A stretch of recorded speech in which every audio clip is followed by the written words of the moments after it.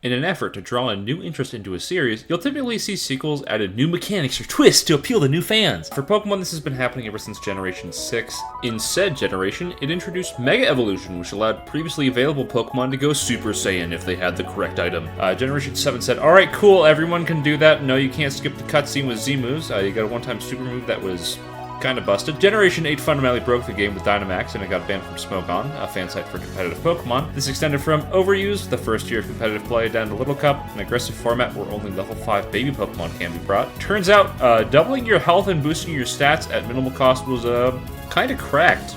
Generation 9 brought in Terastalization, Tera for short. This allows a Pokemon to change its type to anything in the entire game. If somebody asked me, hey, how can we fix this mechanic? I would tell them, scrap it. This has caused way too many Pokemon to get banned and is a very unfun play pattern during games. It's unbalanced and not terribly interesting. Normally, I try to use the surprise interns in prison to try and get rid of Tera crystals, but that typically ends up with explosions, broken walls, and too much hush money. I'm gonna need to look for a word to keep them in line. Maybe this will reach somebody who knows how to handle them? I don't know, I'll pay them though. It's been a long 3 weeks, and I think the debt collectors are on to... Should I be saying that in a video? We found you. It's time you like, shared, and subscribe so nothing worse happens. Please return to the regular programming.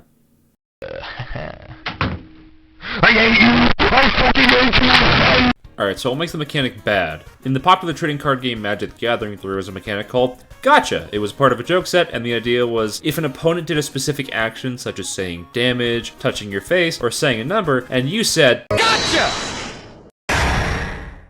You would get a card back to your hand. So imagine if you hovered over a button in Pokemon and your opponent just healed back half their health. So yeah, everybody hated it. Frustration was apparent from both players to try and track the mechanic as well as play around it. You had to be constantly keeping the idea in your mind to never do that specific thing, even if it was subconscious. And the one time where you weren't keeping track of it, you would get punished. Tera is that, but dialed back a bit. As previously mentioned, Tera changes your Pokemon's type to another. You still keep your previous stab while getting all of the new benefits. Only one Pokemon per team can utilize this, and it's locked off from any others after its use. Each Pokemon gets its own unique Tera type as well. If you use the same type as one you already have, those moves become even stronger, and this fundamentally changes how Pokemon is played. What's that? Your Pokemon counters mine? No, it doesn't! There's an obvious flaw in a moveset that means a Pokemon can't deal with certain others. But what if it could? A Pokemon is balanced around being just weak enough with its stab moves? Now it just kills everything. You also can't remove the ability to Tera from your opponent at any point. They always have it. Until they use it. Tera types aren't revealed on preview, but are done at VGC events via open team sheet.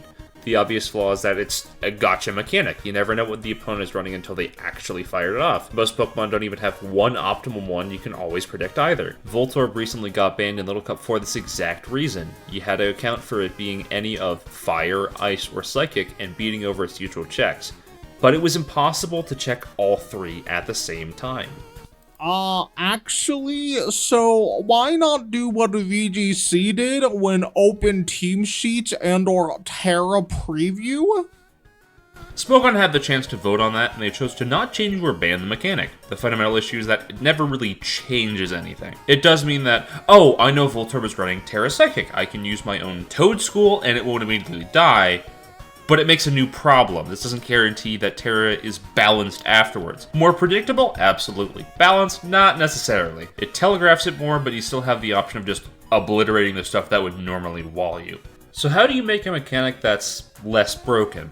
There needs to be more of a risk-reward balance for Tera. As an example, let's look at indie darling Undertale and its sequel, Deltarune. Undertale has a box that you move around in and dodge attacks. There wasn't a reward for getting in close though, just get far away, SMH my head. Deltarune uses a similar system, but adds in tension points. If you get close to an attack, you gain tension. This can be used for stronger attacks or money after a battle. However, this means that you're close for the attack and could more easily get hit. Do you play aggressive and gain tension? Or do you play it safer and stay away? It allows for skill expression while not removing player agency, or making it the most important factor in the entire game.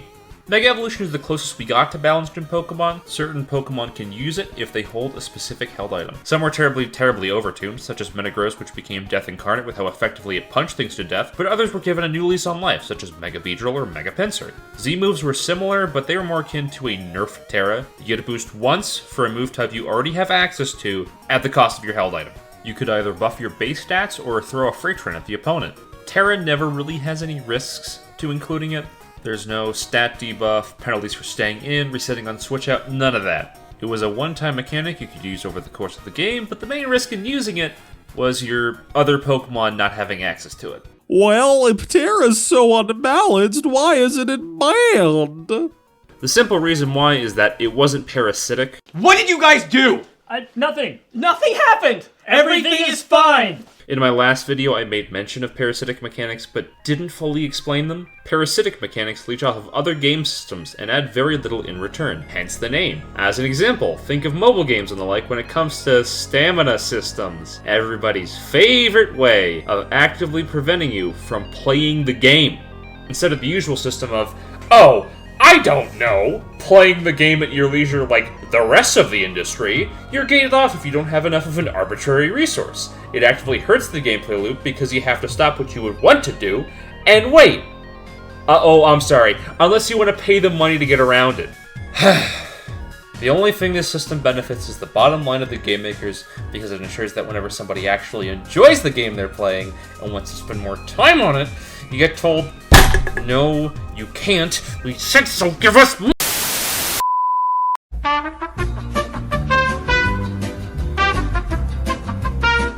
I hate gacha games with a passion after being hooked on them for too long, alright? Tera is substantially additive of lesser used Pokemon. You can fix any covered problems a Pokemon had, or rectify a bad typing. If, for one reason or another, a Pokemon was bad, Tera could fix it. Obviously it doesn't apply to everything, but it was flexible, applicable, and direct. In addition, Tera isn't necessarily needed to win entire games. In early Tera, to try and take an opponent's Pokemon early can be punished in the late game, so getting reckless with it is pretty risky. You might try to protect your sweeper in the mid game to try and close things out, but if your opponent knows this and plays around it, you'll be stuck. You can still get moments where someone just dies because they lost to an unfavorable Tera, but the fundamental 6v6 remained unchanged. So then, why do you still want Tera banned? Tera gives some players agency, and how to utilize it for interesting team building. It gave bad Pokemon a new lease on life. So what happens if we give a supplement meant to even the playing field to the professional deadlifters who are exceedingly efficient at evisceration? I'm a fire in my laser! If we look at Little Cup's ban list, there's quite a few Pokemon that have gotten booed because they were too broken with Tera. Diglett was balanced for many years in Little Cup as a result of having limited coverage despite its excellent ability in Arena Trap, so you can trap non-flying, non-ghost type Pokemon, which was a lot of them. It was still very strong, but it was very frail and had a hard time trapping most of the tier because it needed the guaranteed kill. Diglett could deal damage but couldn't take it. Tera removed this problem, so you could just laser anything to death. Tera Flying dealt with most things like Meanfu, Fungus, and Toadschool, but you could also go Tera Ice or Tera Fire. Snivy was typically used as a boost sweep before with the flaw of limited coverage. Contrary plus Leaf Storm got your power up to Super Saiyan, and Tera said, Even further beyond! and you just killed everything in your path. You could do it offensively to bowl over previous counters, or defensively to give you more time to boost. You kept yourself healthy with Synthesis, and had Glare to remove speedy foes as an option. Ghastly has been a strong threat for all of Little Cup, really. It's pretty fast, hits quite hard with 100 base special attack, and because it's Gen 1, has coverage for days. There was counterplay like Stunky getting Omega buffed with the addition of Knockoff, Pawniard being viable and shutting it down pretty hard, and Scarf Pokemon outpacing it. Problem was that Will-O-Wisp ruined both Stunky and Pawn pretty hard, and Ghastly could easily run Scarf to outspeed opponents and clean late game, and you can always just Terastalize and circumvent the problem entirely.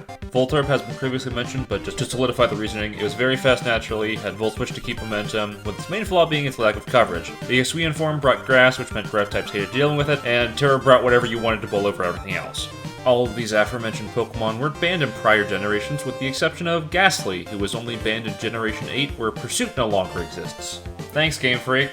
Really needed that one. As a result, Smogon is more of banning around the problem. Maybe we'll see a revote on Tera soon, but it's clear that a lot of Pokemon are banned because Tera is too strong. Fundamentally, the mechanic changes the game too much, and it's not properly balanced. I've been told to shout out my compatriot from earlier. That was Magic Goat, a game reviewer of smaller indie games. Please check him out in the description down below. He has a very eccentric sense of humor,